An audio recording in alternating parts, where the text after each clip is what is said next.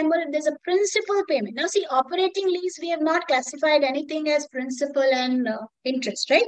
So what we'll do, all the lease payments will go in cash flow from operations. Okay.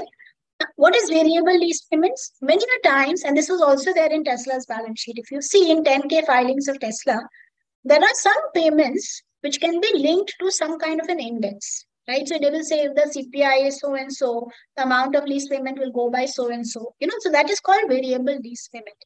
And that extra variable lease payment. So let's say in my example earlier, when we say that Tesla is giving a car to Anirban, and if Anirban, the contract says that for the first 2 years, this will be the lease.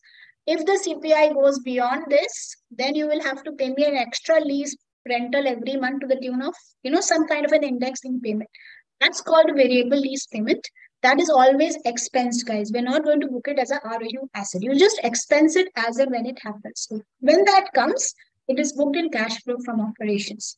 Apart from that, if there's any other, you remember the first case we did for the lessee, that you've chosen to recognize it as a short-term lease less than 12 months. Even then, every such expense will be booked under cash flow from operations. If there are any assets, if there's any cost that you're incurring for preparing the asset for its intended use, then just like any other definition, we're going to book it as a cash flow from investment. This is rare. Generally, for finance leases, all the interest payments will be booked in cash flow from operations, as well as if there's any variable, the one that we just explained about Tesla, that will be the variable interest payment or the short-term payments, which will book as cash operations. Those principal payments, you remember the amortization by which the lease liability was coming down, that was being booked as